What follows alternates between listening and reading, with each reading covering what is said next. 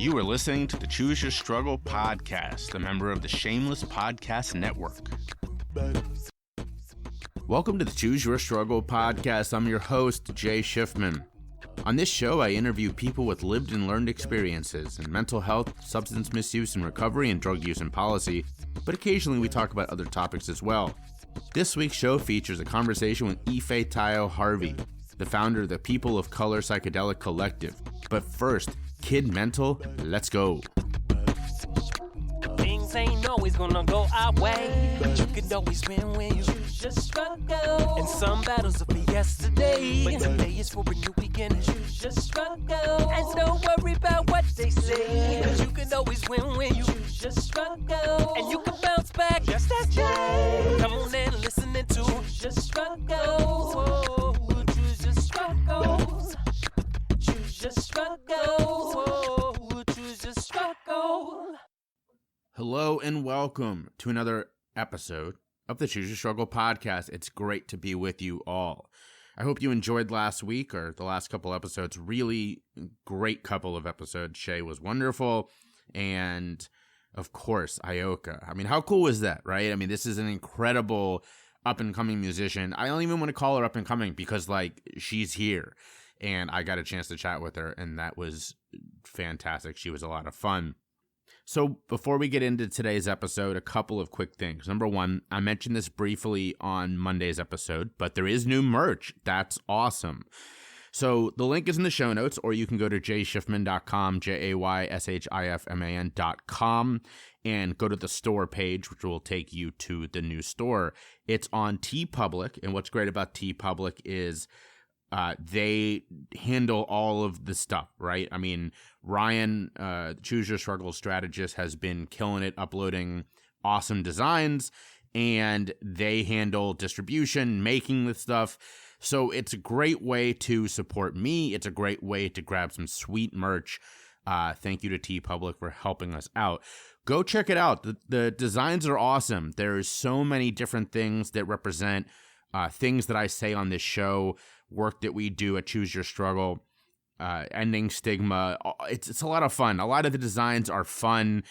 And Ryan is coming up with new stuff all the time. This is honestly the thing we talk about the most right now because we're both so excited about this. And keep checking back because we're uploading stuff all the time. So that will continue coming. I would say right now there are a couple designs. I've already bought stuff personally. I mean, even though I don't get a discount. I'm paying the same price everybody else is. But what's great about TeePublic is that there is discounts all the time. I mean, you're not going to pay full price. Everything is always discounted, which is amazing. You know, not as much money in my pocket, but that's fine. That's not the point of this. The point is to get some really great merch out there. So go check it out. Again, it's in the show notes, or go to my website, jayshifman.com, and click on the store link. So that's number one. Number two, special shout out to the countries of Hong Kong and New Zealand. New Zealand, I've been in their top 100 mental health podcasts for the last couple weeks. Thank you, New Zealand. And Hong Kong, I am currently in the top 20 English language mental health podcasts. So thank you, New Zealand and Hong Kong, both of y'all. This is amazing. I love how popular this show is around the world. It makes me super happy. Like, I say this a lot, and y'all know I spoke at PodThon a couple months ago. I'm speaking at former multi-time guest on this show, Heather Wildsmith's summit in a couple weeks about this topic. I don't care about the money. I don't care about the downloads, all that kind of shit. What I care about is this. I love seeing the show trending around the world. I love hearing from you. I love seeing that people are buying the merch, trying out Roadrunner and Bookshop, using my links, not because it helps, puts a little bit of money in my pocket. It does. It puts a very little bit, but more because it means this show is having an impact, and that is awesome to me. So thank you to Hong Kong, thank you to New Zealand, and thank you to everybody for checking out the merch, for checking out Roadrunner, for checking out the everything. Just thank you. I really appreciate it. Now, this week's episode is with Ifetayo Harvey. Ifetayo Harvey. She is the founder of the People of Color Psychedelic Collective. She is incredible. Here's her quick bio because, this is important. She's currently the social media manager for Caring Across Generations. She's worked with the Drug Policy Alliance and MAPS. She had a pretty incredible life-changing experience in college that she talks about on this that really set her in this direction. But before that, she, has had this care for ending the war on drugs. She grew up raised by her mother and one of 7 children in South Carolina. She grew up in a family that the war on drugs, this was real. It really impacted her family. And she has a bachelor degree from Smith College in History and African Studies. And all of her links are in the show notes as always. She's someone that I started seeing referenced a lot recently, and I reached out and said, I have to learn more. She was so kind. She's like, oh my God, I know your name from when I was working at Drug Policy Alliance because of the fundraiser from last year, which was awesome. And so that's obviously credit to all of y'all for helping out with that. And so she, of course, was excited to come on the show. Her organization is doing some really cool work. So y'all are going to love this conversation. She's wonderful. And I just appreciate hearing this on multiple levels. Again, you hear it. She has lived this work in her entire life, and I'm so thankful. So Ifetayo, thank you for taking the time. Thank you to all y'all, and enjoy this conversation with the one and only Ifetayo Harvey.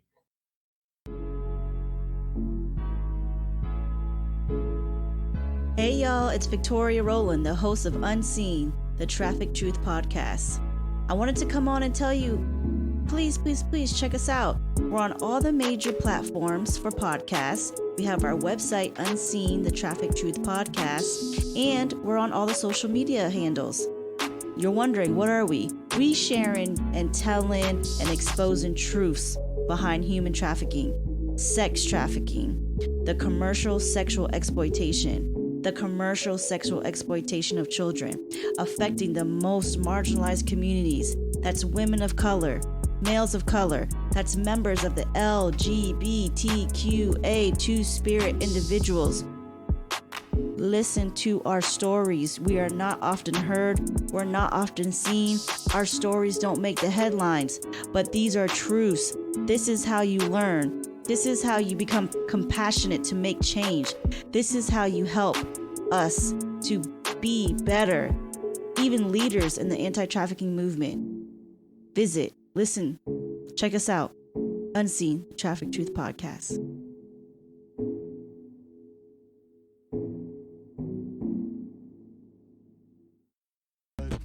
Thanks for sharing the podcast with your friends. If you're listening on Apple, please rate and review or check out the review link in the show notes. And don't forget to subscribe wherever you get your podcasts.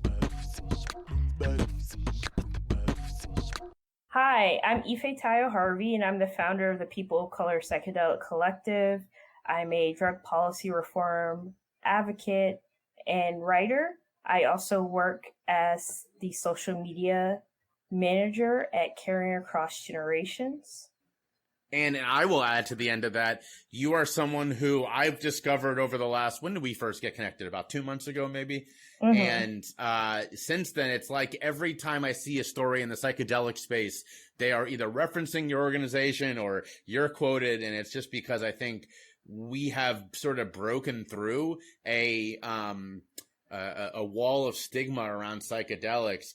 But those of us who truly care about this issue realize that there's a second level there, and it is the absolute whiteness of this issue. And so I think that you're starting to see more people focus on the fact that we need other voices that are not just white men in this space. No, definitely. And, I've seen so much change in the past couple of years, compared to when I first got into the drug policy reform space, and then more specifically the psychedelic space. Back in 2016, I wrote a piece for Symposia magazine called Why the Psychedelic Community is So White. And I felt like it made a lot of waves because I would get random emails from people were saying like, "Oh, I found your article. You're like the first Black person I saw who wrote about this issue." And so it's really nice to see how, since I wrote that piece, how, there's a lot of groups like the People of Color Psychedelic Collective, doing similar work now. I love that, and I want to talk all about your work and some of the most, I think, prescient points you just brought up about where we are moving in terms of broader society around psychedelics. But first, nobody gets into this work that we do. They don't just wake up and go, you know what I'm going to do today? I'm going to dedicate my life to drugs. I mean, there's a personal connection for those of us who do this work. So help me and my listeners, more importantly, understand what it was about you that made you want to dedicate your life to not only drug use and drug policy, but specifically the awareness around psychedelics and having or making sure that there is a space and a voice for people of color in the psychedelic space. Mm-hmm. Yeah, so I think for drug policy reform or broadly, what motivated me was, the fact that my father was sentenced to 15 years in prison for cocaine trafficking. And that was an experience that I went through as a young child, starting around the age of 4. And he was released early, around the time I was 12. And so when I got to the Drug Policy Alliance as an intern in 2013, I started speaking about the issues around parental incarceration and how it impacts children and families. And, there's still a lot of research to be done on this issue. But for me, it was really important to speak about it because there's so much shame and stigma around incarceration, right? If you're deemed a criminal by our society, then you're basically deemed disposable. And as a child of someone who is deemed a criminal, that stigma also falls on you partly as well. So that was a broader issue that brought me into drug policy reform work. And with psychedelics, it's interesting because I had friends in college who were experimenting with psychedelics at parties and stuff like that. And I wasn't too interested, to be honest. I was just like, whatever, like, have fun, be safe, tell me about it later. But I wasn't too interested in that kind of thing until my senior year of college. I was had just turned 21, and I was just going through a very, very heavy depression, where I was going into the year with so much responsibility, extracurriculars. I had like 2 or 3 work study jobs on campus, right? And this depression just hit me, and it's like, can I actually live up to my responsibilities? And it was like, really like nothing ever I experienced. I grew up, a lot of times depressed as a child.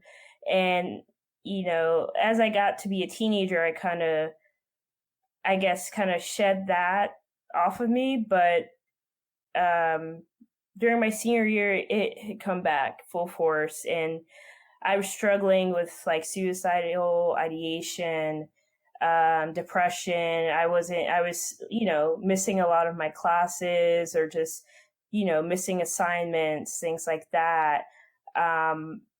Not sleeping well, that kind of thing. And when I was at DPA's conference in Denver in 2013, the International Drug Policy Reform Conference, DPA gave me the chance to speak at the opening plenary. And so I spoke about my father being incarcerated. I had this whole speech plan, everything written down. And in the middle of it, I just started crying because it was just like saying those words that were on the page in front of over 1,000 people just became, it made it more real, right? And so it was a very, healing experience. And afterwards, later that day at the conference, I went to a panel on psychedelics and end of life care with psychedelics. And so, during this time, like I mentioned, I was going through a heavy depression myself, and sitting on this panel, they're talking about the experience of having a terminal illness, of having anxiety around dying. And I related to that for some reason. I felt like I had so much anxiety that I never had before. And I think hearing this panel kind of convinced me, like, okay, I should give these mushrooms a try. My friends have been talking about it for a while, but I've been sleeping on them. So, I told myself when I go back to Massachusetts, I was going to look into getting some mushrooms. And so I did. And, I asked my friends, like, what do I do? How do I take this? What is it like? What do I expect? I wanted the whole rundown. And my friends were like super supportive and helpful and gave me all the info I needed. So I picked a day to do it. I got one of my best friends to go into the woods with me on campus after I ate the mushrooms, and it all started kind of hitting me, and it was really overwhelming at first, but it turned into a really great experience for me. And I think by the end of that year, towards graduation, I told my friends, like, oh, we all should take mushrooms together. So I got 5 or 6 of my friends to take some mushrooms 2 days before our graduation.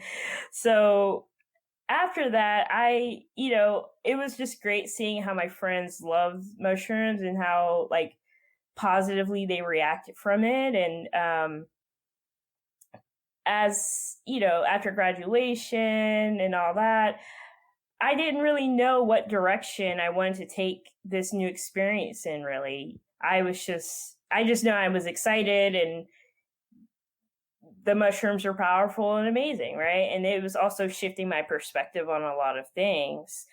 And I would say about a year after I graduated, I got offered a job at MAPS, the Multidisciplinary Association for Psychedelic Studies, working as Rick Doblin's assistant. And so that kind of made me it was like a crash course in psychedelics in a way, because, Rick has been in the psychedelics world for longer than I've been alive. And, just being his assistant, I learned a lot. I learned a lot about the big players in the psychedelic field, all the different research being done, all the possibilities as well. But, there's a big elephant in the room, right? I'm the only Black person at this organization. And that's really awkward. It's really awkward, to work for an organization that, is doing work around trauma. It's very exciting work, but at that time, race was not something that was really talked about.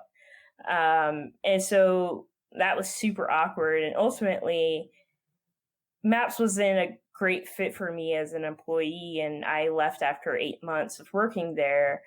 And I ended up going back to the Drug Policy Alliance, working full-time in their communications department. And I realized I still want to do psychedelics work because there was a space, there's a need for folks of color who want to learn or want to organize around psychedelics, but there wasn't any other organizations at the time that I knew of that were really doing a lot of that work.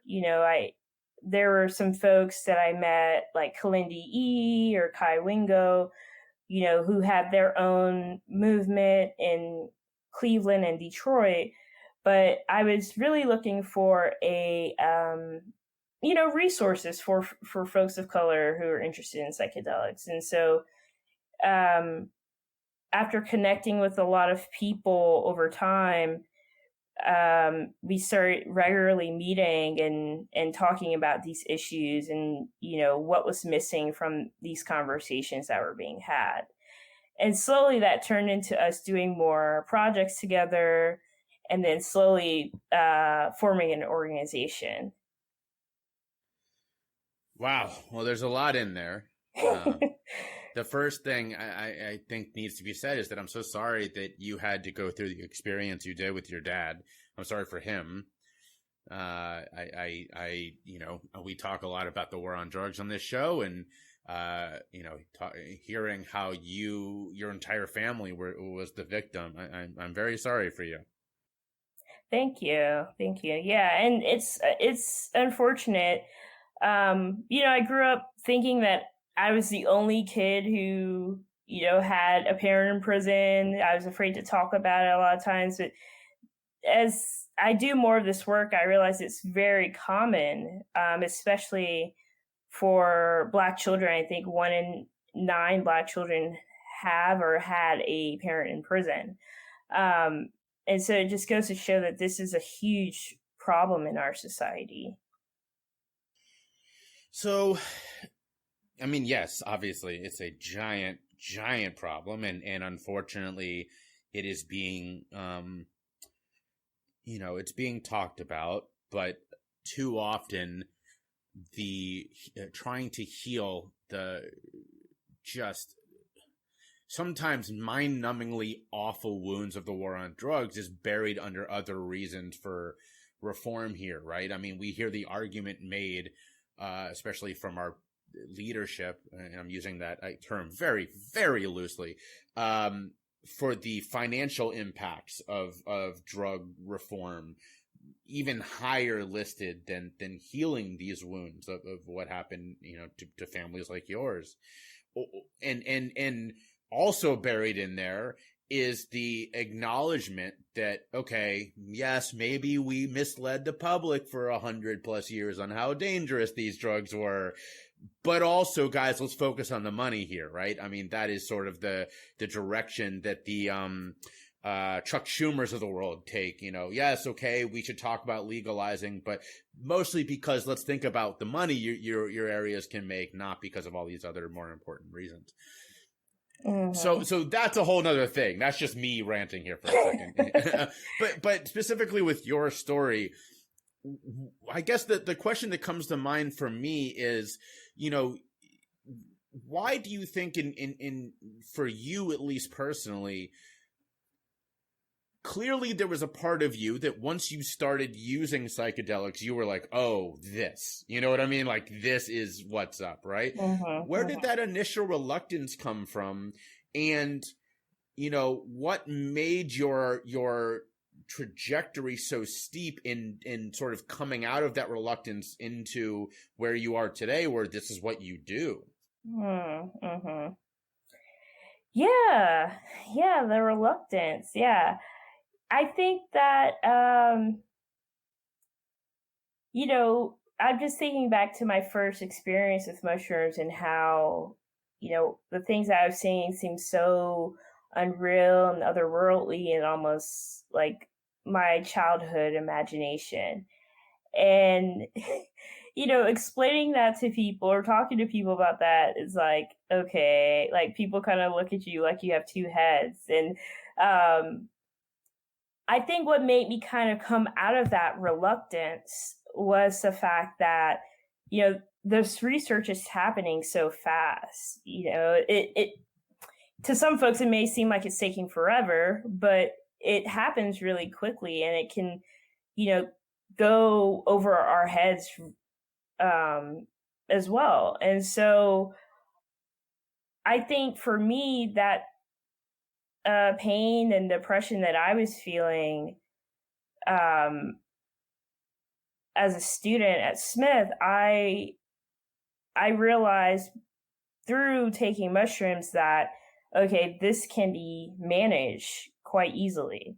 I want to focus on that. I'm so glad you said that, because that is such an important point to underscore, that a lot of the research is showing that in fact, God, I wish I could remember who did that, what university did this, but they had two groups. One group got traditional over-the-counter pharmaceuticals for depression. The other group had infrequent mushroom experiences, and that group was like the lowest of the range. I shouldn't say worst, that's not the right word. The lowest of the range was at where the pharmaceuticals were. That the people who were using, like, the growth of their mood and the overall improvement of their mood was so much higher.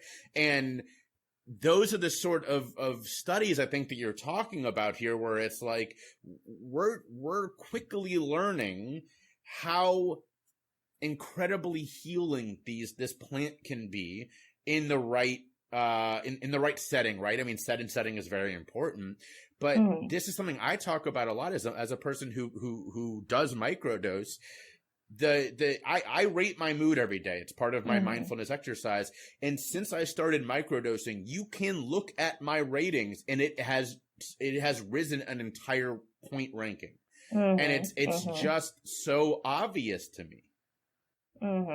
Yeah. And it's kind of baffling how simple it can be, right? Because, I mean, that's the decision that I struggled with during my senior year. I was in therapy. I'd been going to therapy since my freshman year. And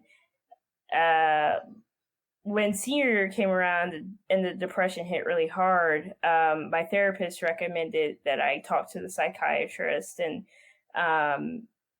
see what options I have. And, my options were Wellbutrin, or I think Celexa, I forget.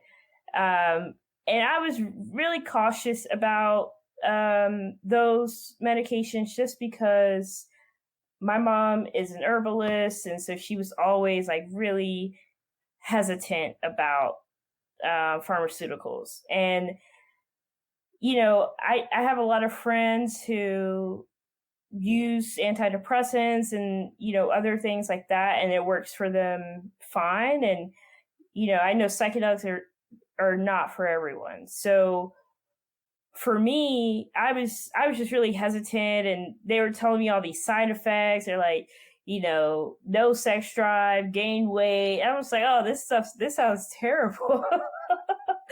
And so I was like, oh, okay, I'll think about it. But, so when I did the mushrooms, I definitely just felt, afterwards, after the trip ended, I felt, like I just had a new perspective. I think before, like I said, I was struggling with like suicidal ideation. And then after that trip, I kind of just felt like I was shown or reminded about, my purpose in life, and I think that psychedelics, what they do is they show you yourself in a different context. And for people who are struggling with depression or other mental illnesses, that can be really helpful, because having a mental illness, especially one like depression, anxiety, PTSD, it's kind of like like the Ghetto Boys song, your mind playing tricks on you. Like, your mind is just constantly playing tricks on you and kind of distorting the way you see yourself. And so with psychedelics, I think that they help you see yourself in a gentler light, in a more compassionate light, in a way that shows you, okay, here are some things that you can improve on, but here's some things that are very beautiful about you and your life and the people around you. And so I think having those reminders can be so healing. And when you're doing that in community with people, whether it be, a ceremony or just, recreationally doing mushrooms, acid, whatever with your friends, that can also be like, I guess, magnified healing, because you're also witnessing the healing of other people, and some of the pain of other folks as well. And I think that it always helps to have other people supporting you and for you to support other people. Well, I want to keep going down that line of thinking, but first, let's pause. Please shout out where people can find you online, where they can follow you, where they can support you, all the good stuff. Yes. So the POC Psychedelic Collective, we're active on Twitter, Facebook, and Instagram. You can find us on Instagram at POC Psychedelic Collective, and the same for Facebook. Twitter is POC Psychedelics. I'm also active on Twitter at IF3TAY0. The Choose Your Struggle podcast has been so lucky to have numerous truly change-making authors on this show. From Adi Jaffe to Emily Dufton, we have been blessed by hearing them speak, and now it's time to grab their works. Now, you could go to Amazon if you wanted to shop online, but let's be honest, that's not the right choice. So I'm going to invite you to head over to my partner, Bookshop. If you go to bookshop.org/shop/CYS, again, that's bookshop.org/shop/CYS, you're going to find all of your favorite books, and you're going to support the podcast in the process. But that's not even the best part. Bookshop has an incredible program that allows you to select your favorite mom and pop or neighborhood bookstore, and they will give them some of the proceeds from your order. Now, living here in Philly, that's been a really hard choice because we have fantastic bookstores all over, but I selected Harriet's, which is a truly wonderful Black-owned bookstore in Northern Philly. I love it. My wife loves it. We go there as much as we can. Honestly, why would you go anywhere else? So again, go check out Bookshop at bookshop.org/shop/CYS. You're going to find the book you're looking for. You're going to support your neighborhood bookstore, and you're going to support the podcast in the process. So check it out today and go ahead and buy that book you've been waiting for.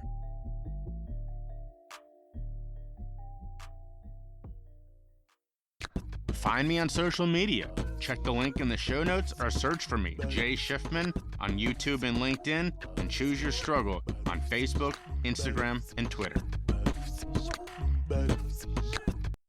I want to really dive into your organization here in a second, but you were just talking about something I think that's really important, and that is, having other people supporting you. So, for listeners who may be, and by the way, you're now going to be like the third person in the last month talking about psychedelics, and I think this is very important.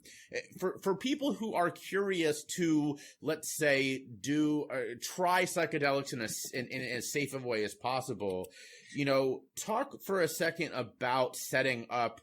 It sounds like to me when you did it for the first time, you kind of, you made sure you had someone with you, all that kind of stuff. So if someone's curious, how would they go about trying psychedelics in a safe way, in your opinion?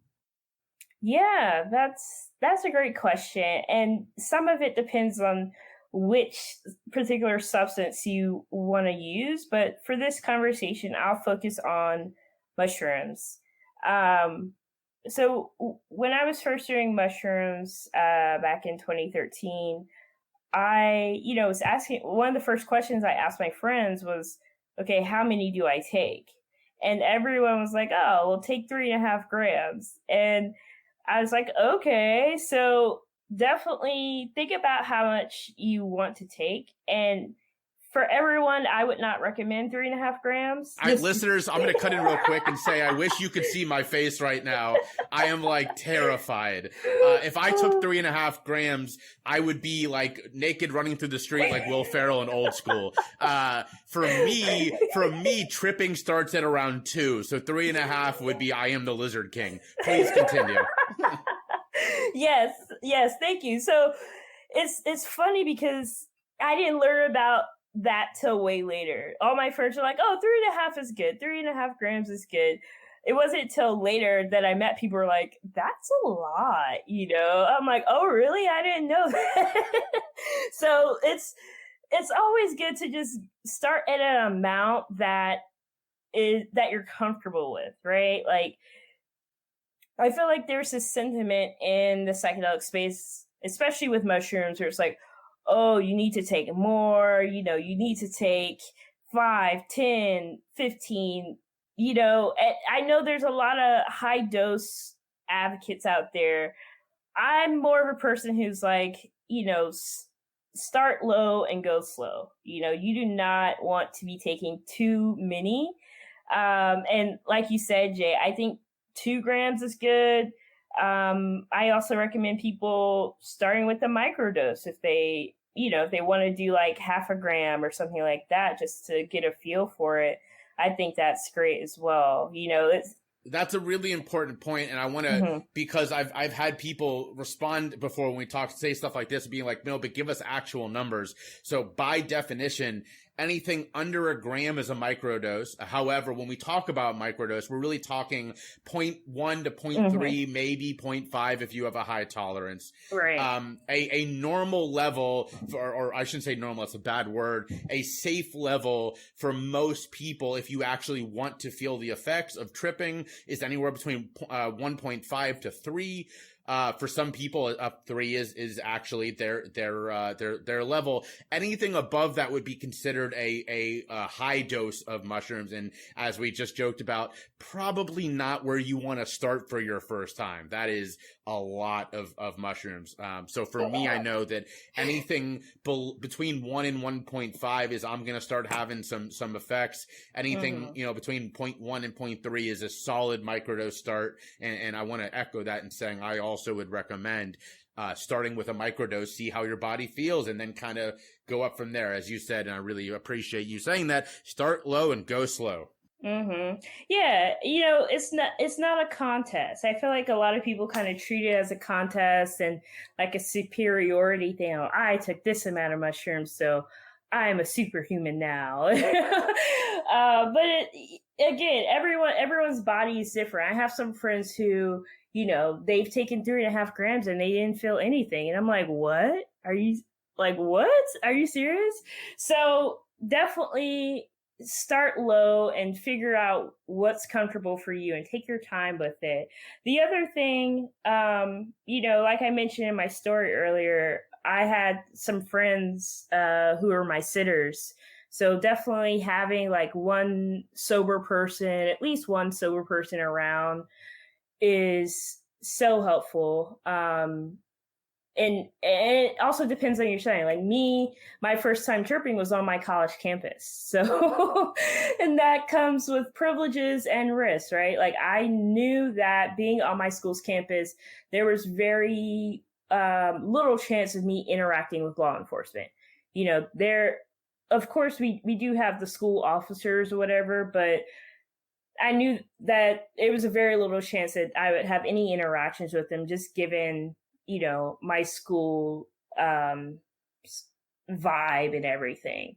So, you know, I think picking a beautiful setting is super helpful. You know, being in the woods was like amazing and somewhat overwhelming. So that's why I think it's good to have another person, just, you know, because sometimes your body has responses to mushrooms. Like me, I threw up my first time, and I'm a person who, I think in the back of my mind, I fear having like uncontrollable bodily functions like throwing up in front of other people. So, you know, having someone else around is super helpful. You know, if you need water, if you need a barf bag, if you need like just someone to hold your hand while you're walking, it never hurts to have a trusted buddy, and emphasis on the trust, because you don't want to be around someone who you're not solid with, right? Like you know, there's always those fair weather friends, but those are not the people you want to be around while you're tripping, because then you'll start thinking about how fucked up your friendship is with this person. So you want to have someone who, you know, is a positive person in your life and can be trusted, and can also hold space for you if difficult things, memories, things like that come up during your trip, because you don't want to be further hurt or further traumatized while under the influence of mushrooms. I guess the last thing I'll say is, like, don't forget to have fun either, right? Like, I think one of the most fun parts of my journey, my first journey, was just being in my dorm room. I had a bunch of like trippy posters that I didn't even realize were trippy until I was actually tripping. And I'm like, oh, this is what trippy means. Like, I had a glow in the dark Sublime poster, the Beatles Sgt. Pepper Lonely Hearts Club Band poster. So all that stuff was like super trippy vibes, and I'm like looking at it. My friends are showing me like Yellow Submarine by the Beatles video on YouTube, and I'm like, this was like, they were definitely on some shit when they made this, you know? So stuff like that. And then go outside, you know, if there's like a nice park, beach or something, go outside and just enjoy that. Like, look at the sky, that kind of stuff. It's nice. You know, journeying doesn't always have to be about doing the hard work of just like facing your trauma, facing your pain. Like, that's part of it. But I also think, you know, we need to have some time to just have fun and laugh. Like, I remember being on my trip in college and just laughing so much. Like I felt like a baby, you know, when you're like tickling a baby and they're just like, like nonstop. That's how I felt. I could go from crying to laughing in 2 seconds. And that felt amazing, because being depressed, I felt like I forgot how to laugh. I forgot what laughing was on like a deep level. And when you have those like really deep belly laughs, it just uplifts your mood so much. Yes, thank you for so much of that. Was just perfect. Definitely underscore having a person who will be a safe companion with you in that moment is incredibly important. You know, I've been on some trips where I've been that for people, as really painful memories have come up, and you just need someone there who's going to listen and, as you said, hold space. Here's a shout out to a former guest, Joshua White of Fireside Project. That their new peer support line, 623-473-7433. If you did not put that in your phone, or download the app, and you know, if you are the companion, have that ready. If somebody else is, give them that, just in case the person tripping needs some support. So, you know, definitely shout out to them, and big shout out to Yellow Submarine. I've been on a couple of trips that have gone in a direction that we did not love, and we kind of brought it back around by putting on Yellow Submarine. I actually met the guy who drew Yellow Submarine, all of it by hand. Oh, and, wow. Yeah, and his name is Roy something. I have his autograph on a Yellow Submarine thing over in my corner. Roy something. But yes, I would agree with you. He had to be on something when he drew it, because that shit was like, it's almost like one of those seeing eye posters where, okay, you can see it, but then you can see it. Yes. You know? So you and I could share trip stories all day, but I think more importantly is before we obviously close this in a little bit, it's actually talking about your organization. So when did you found it? You know, and I guess I hate to be this guy, but I want you to really get in the granular of, why did you decide it was important enough that, I mean, obviously it's very important, but why did you decide it was important enough for people of color to have a voice in this, to make you start this organization yourself? Mm-hmm.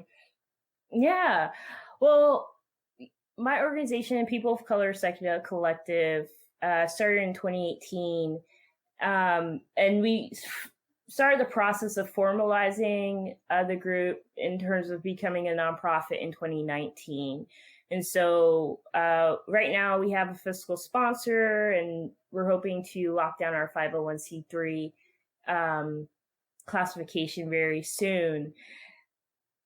And so we focus a lot on education, community building, We started kind of small, partnering with other psychedelic societies, like the Philly and DC Psychedelic Society. We did a couple panels with them talking about patriarchy in the psychedelic world.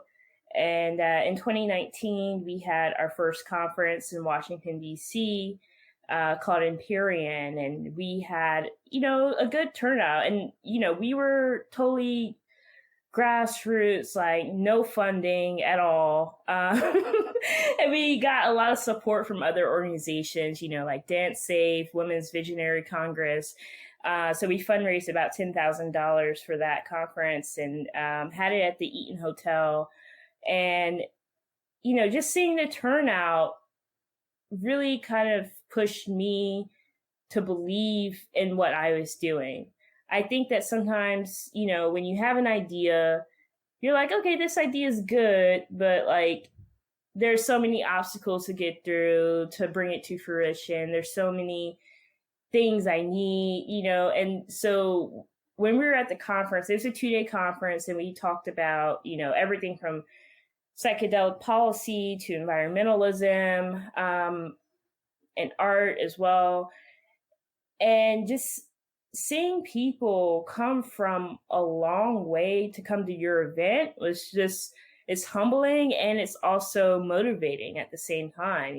Seeing people come from Detroit all the way to DC, people come from, there's a woman who took a bus up from North Carolina just to come for one day. There was another couple who came from Arizona. And I was just like floored by that. I was just thinking, I think going in, I thought, oh, it's just going to be folks from DC, DMV area. But there are people who came from far and wide. And that was just so inspiring and made me realize that there's a definite need and hunger for psychedelic spaces centered around people of color. And just seeing the overall vibe of our conference, I felt like people were just so earnest and wanting to connect and meet with other people, really wanting to have these conversations, and just realizing ultimately it's not even about the psychedelics, right? Like, psychedelics are a tool. They're a tool in our toolbox, but I guess the common thing is that we all want healing for ourselves, for our communities. We all know that the war on drugs has been a disastrous failure, and we want to end that.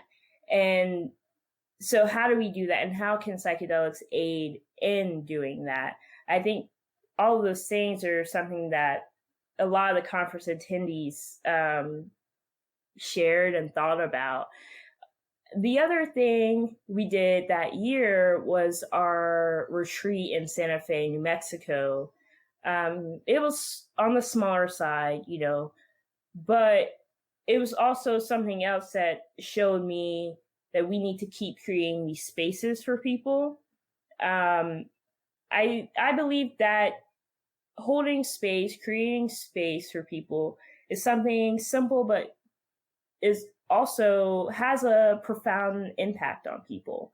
Because in our society, the way that we set up space, both physical and I guess figurative, it's commodified to some extent, right? Like even in the public space, like parks, it's very limited in how we can gather, right? You have to get permits and blah, blah, blah, blah, right?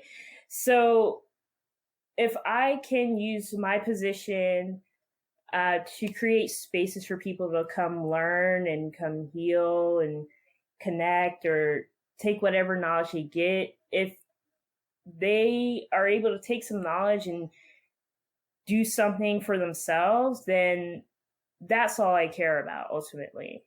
And I think it's also, creating these spaces, it's also important to center race, not because, the white psychedelic conferences don't do that, but because we have, a history of racialized trauma in this country, and we need to talk about it. And it's it's because our parents didn't really have as much space to talk about these things. My parents will tell me some of the most shocking stories about their childhoods. And, it's got me thinking about how we treat children in our society, but also how racism and the legacy of colonialism impacts our families on a very, very deep level, and my mom's born and raised in Georgia, in rural Georgia in the 50s, and my father's from rural Jamaica, also raised in the 50s. And so, both of those places have histories of being impacted by enslavement, of colonialism, and we need to talk about that, because a lot of people speak about colonialism as if it's ended, and it hasn't ended. There's still a lot of countries, territories, nations that are being colonized, and a lot by the US. And so I think one of my aims is to bring a politicized understanding to psychedelics, but also just our existence in general. Well, that was really expertly explained, and I was trying to sort of set up what should have been a pretty easy pitch down the plate, and you knocked it out of the park. So thank you for that. The final question I want to end with before we go into the final questions, that was not eloquent, is if somebody is like just loving this, and they're like, wow, I want to learn more about the People of Color Psychedelic Collective, I want to interact, like, how can people or how can people work with you? What are you looking for in terms of partners? Just kind of in a couple of minutes, how can people, I guess, hire you or work with you in that respect? Yeah. Yes. Thank you. Great question. So number one, I would say go to our website, www.poccpsychedelics.com. Sign up for our email list so we can stay in touch. The second thing I would say is that, in the coming months, we're going to be looking for folks to join the collective. Right now we have a smallish team, but we're looking to expand. And so if you are a person of color who, wants to use your skills for this work, then definitely let's get in touch. And the contact information is on our website as well. And then for people who are part of organizations who, want to work with us in some way, we definitely welcome that, different types of collaboration, whether it be a panel or developing some kind of content. Again, you can hit the contact information on our website, and we can start talking there, start a conversation. But we're definitely interested in welcoming new members to the collective in the coming months, and also welcoming collaborations and partnerships. Well, I know I would love to keep the conversation and going and work with you in any way I possibly can. One more time before we go to the final questions, please shout out where people can find you online, follow you, and all that kind of good stuff. Yeah, so our website is www.poccpsychedelics.com. And then our Facebook and Instagram are both under POC Psychedelic Collective. Our Twitter is POC Psychedelics. And my Twitter is IF3TAY0. Well, we always finish with the same two questions on this show. Number one, what are your self-care habits? What works for you? Oh, great question. So, psychedelics is one of them for sure. Really? I wouldn't have guessed. Yes, definitely. I definitely got into microdosing over the pandemic. I was kind of a person before who kind of turned my nose up at microdosing. I was like, that's too good for us. Is that? Yeah. Okay. Yeah, but now I'm like, okay, I'm kind of into this.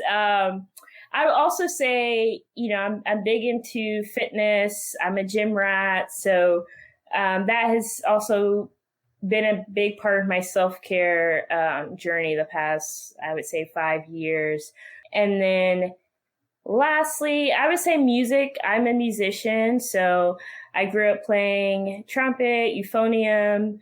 I used to play with a community band here in New York called the Lesbian and Gay Big Apple Corps, but COVID kind of canceled that. So I've been focusing on singing, so I'm learning how to sing. That's awesome. Yeah. Thank you. All right, last question. Is we've spent the last 45 minutes hearing why you're awesome. We should be engaging with your work and following you and all that. But this is your chance to shout out some other people, some whatever you're listening to, watching, reading, any of that we all should be going and checking out too. Oh, awesome. Yeah. So I think one person whose work has impacted me, especially over quarantine, is the NAP ministry, NAAP NAP ministry. And I love her work just because you could tell that it's just so deeply ingrained in like theology, Black liberation, and Black history. And I think that the grind culture that we have in the US is something that so many of us struggle with, including myself, right?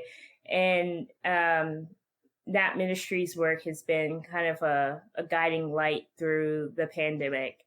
I'll also shout out, of course, my former employer, the Drug Policy Alliance. There's a lot of great people who work there, and they do really amazing work.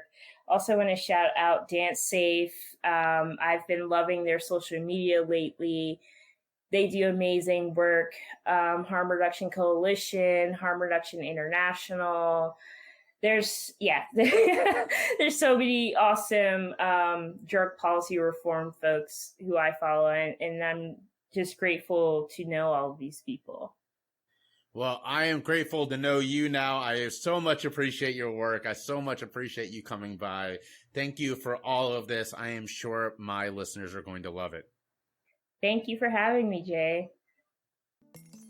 Hey, y'all, it's me, your host. I'm sorry to interrupt what I'm sure is a fantastic episode of the podcast, but I have to give a quick shout out to my partner, Roadrunner CBD. They have been working with me for a while now, and I just love their products. They have everything from tinctures to muscle gels, and all of them are fantastic. I rub the muscle gel on my legs before I run, and they keep me feeling pretty good, which is saying something. So check out Roadrunner today at their website, www.roadrunnercbd.com/ref, REF/CYS. Again, that's roadrunnercbd.com/ref/CYS, and use the code CYS at checkout to let them know that I sent you and get 10% off. Trust me, you're going to love this. I've sent some of their products to a couple different people, and they've all become repeat customers. So check it out today, and don't forget to let them know that Choose Your Struggle sent you. Subscribe to my Patreon for behind-the-scenes looks at the podcast, sneak peeks, and bonus data. You'll also get a discount on Choose Your Struggle merch. Find it at patreon.com/chooseyourstruggle. All right, we've come to the end of another episode of the Choose Your Struggle podcast. Thank you so much for tuning in. I hope you enjoyed this conversation. I hope you found it as enlightening as I did. And it's a good reminder that we need to create intentional space.